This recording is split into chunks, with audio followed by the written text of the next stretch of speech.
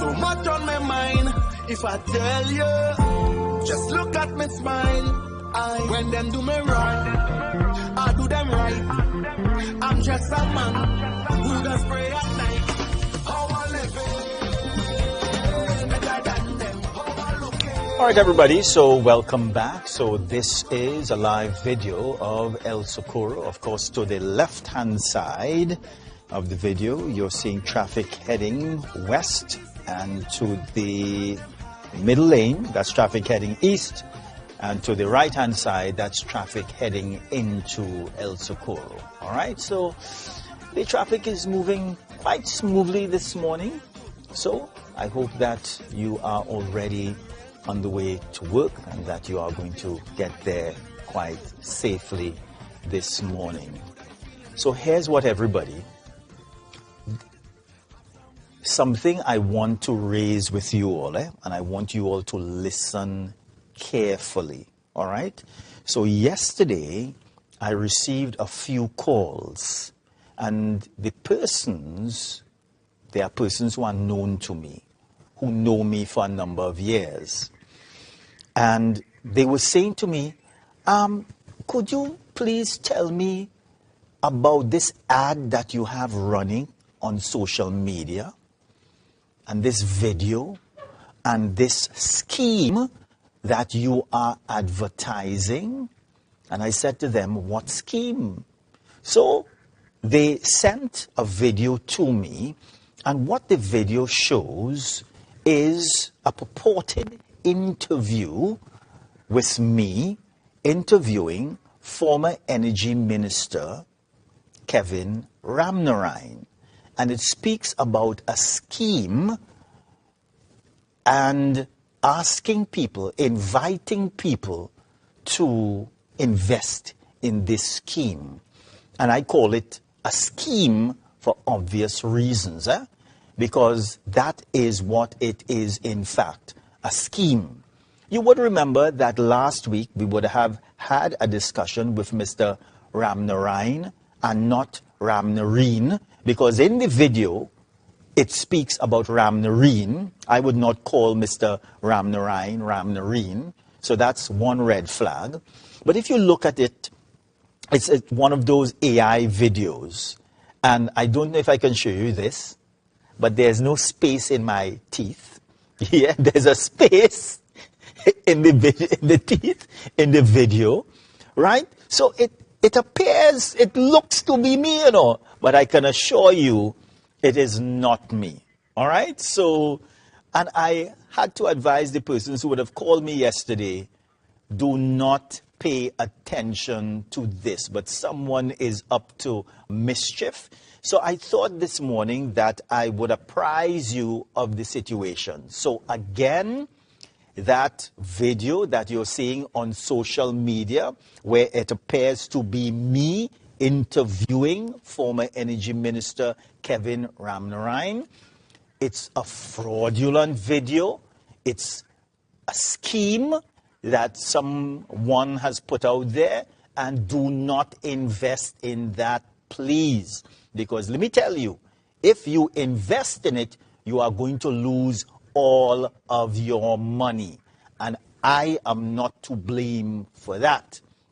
So again, that video, please disregard that video and disregard all of the information in that video telling you to invest, because it is a scheme, it is fraudulent. All right, so this is the last I'm going to speak on this. All right, so when you see me anywhere, don't tell anybody that I advised you to invest in this scheme and how you lose your money and Marlan take your money. Not me, right? I am in no way associated with any scheme asking you to invest. All right? So I don't know if that is going to stop the dissemination of that video, but please disregard all information in that. All right? So the Children's Authority Board rejects call. So the Board of Management of the Children's Authority of Trinidad and Tobago has refused to step down. You remember that yesterday or on Sunday, the minister Vandana Mohit. She would have had a news conference and would have spoken about $77 million liability at the agency. And she said that the entire board should step down, that they must go. Well, the board saying, well, we're not going nowhere, you know. That is not going to happen anytime soon. So we'll see what happens with that. All right.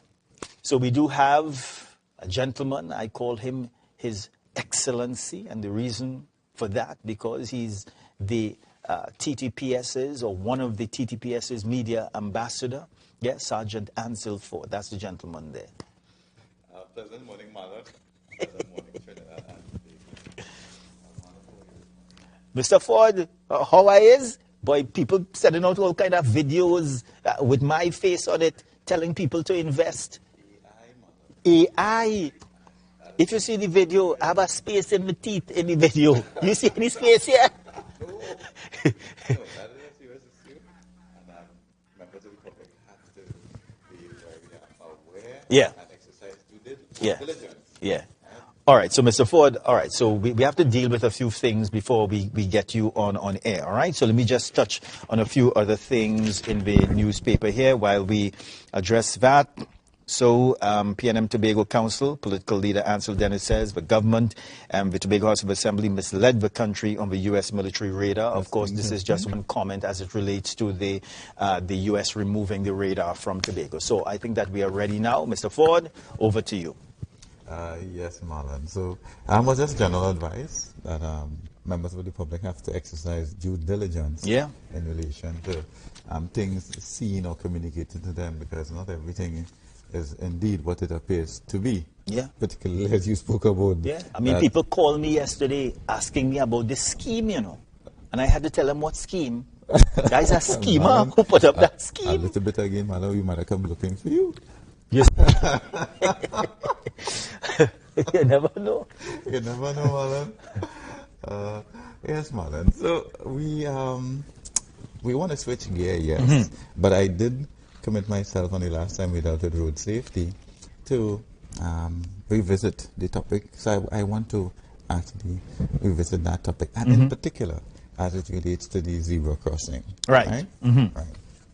So generally there's a general understanding what is the purpose of the zebra crossing, but yet still I don't think that by and large everybody has an appreciation for it and an understanding as well that by way of amendments to the legislation that you can actually be fined, right, for contravening what is expected or the restrictions, right, in relation to the zebra crossing. So I want to deal with that this morning. All right. Yeah.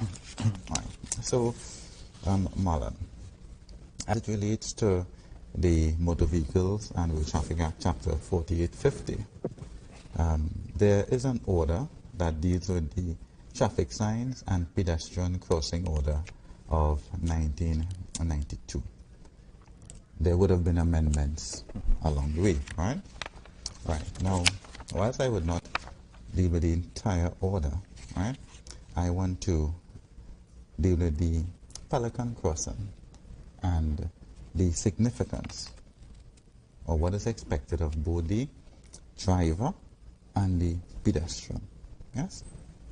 So, Section 9 of that order says that the traffic signs for pedestrians at a Pelican Crossing shall convey the following warnings and information.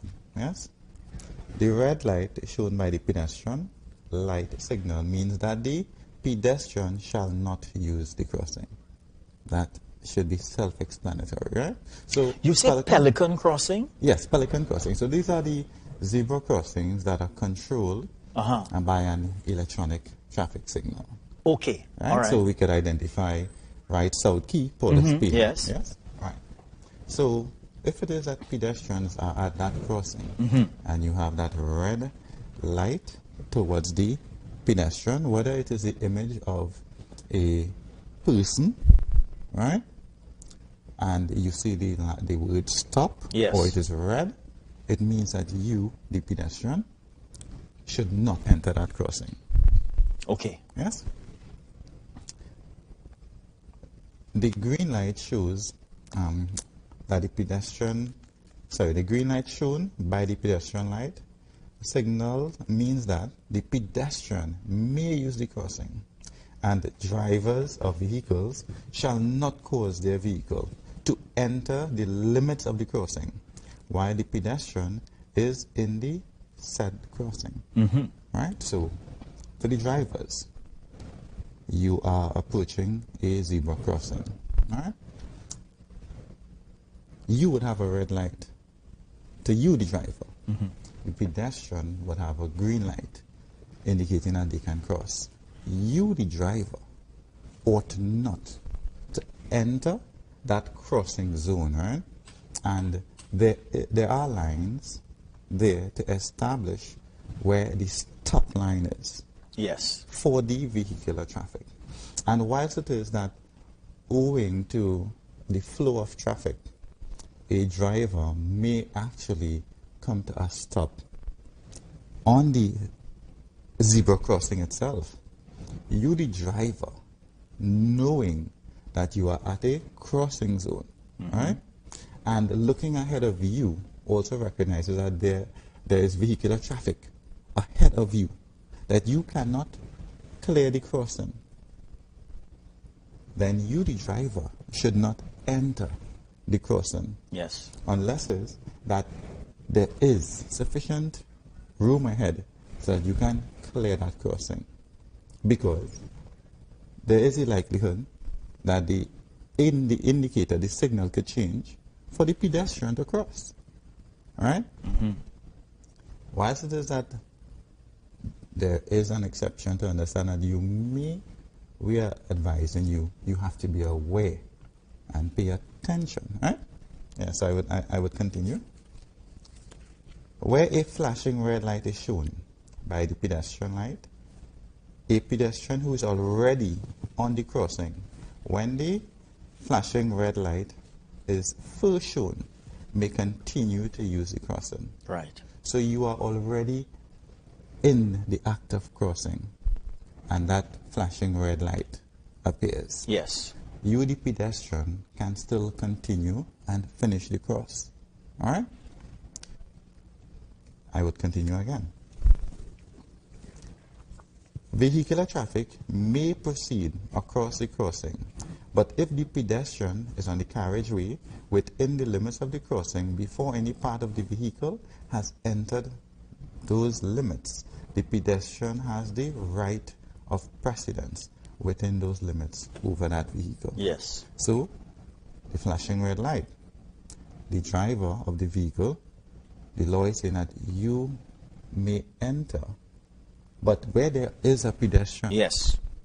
the pedestrian has precedence. Yes. So in other words, you, the driver, have to stop and allow that pedestrian to cross. Right? A pedestrian who is not already on the crossing, when the flashing red light is first shown, shall not start the crossing of the carriageway. Right. Right? So, I think that explains it straightforward. Yes? Well, to you and me. This conversation should be live on, you see, in front of City Gate right now? Yes. Yeah. But go ahead. Right. So, just for clarity, if the pedestrian is not already at the crossing, right, and that flashing red light appears, you are to stop. You, the pedestrian, you are not to continue to cross. Simple, all right? At least I would want to think so, Marlan. Boy, if you only know. Yes. So, Marlan, going on to section 10.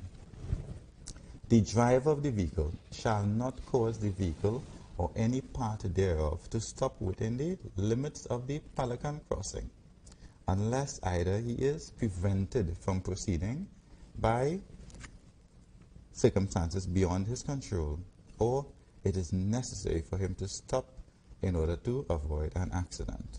Right?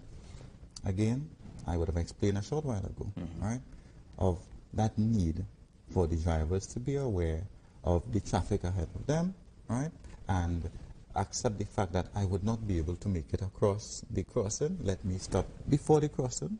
Yes? This is what's required of the driver. Yes. 10.2.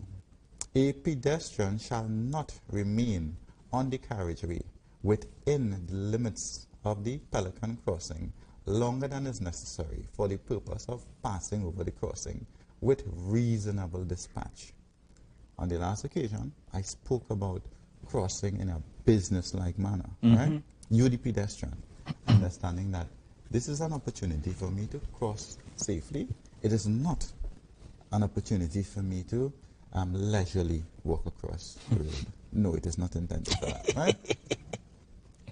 And 11, a Pelican crossing shall not be deemed to have cause to be indicated, right, in accordance with these regulations by reason only of the imperfection or discoloration or disfigurement of any light or markings or the failure of any light. So it speaks to wear and tear of the road markings, right?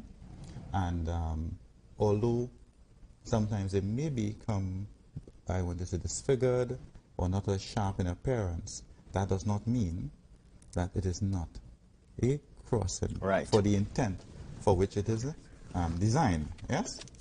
Now, let me deal with the prohibitions. Prohibitions, restrictions that a driver or a pedestrian shall not commit in relation to a crossing. Yes? Right. So, section 17.1. The driver of a vehicle shall not cause the vehicle or any part thereof, and hear the word, shall not. It is not an option. Shall not, yes? Cause the vehicle or any part thereof to stop within the limits of a zebra crossing, unless either he is prevented from proceeding by circumstances beyond his control, or it is necessary for him to do so in order to avoid an accident. I spoke of that a short while ago.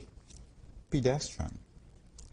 No pedestrian shall remain on the carriageway within the limits of the zebra crossing longer than is necessary for the purpose of passing over. Yes? 18. The driver of a vehicle shall not park, stop his vehicle, or overtake another vehicle within a zebra-controlled area. A zebra-controlled area is not just that part where the pedestrian actually crosses.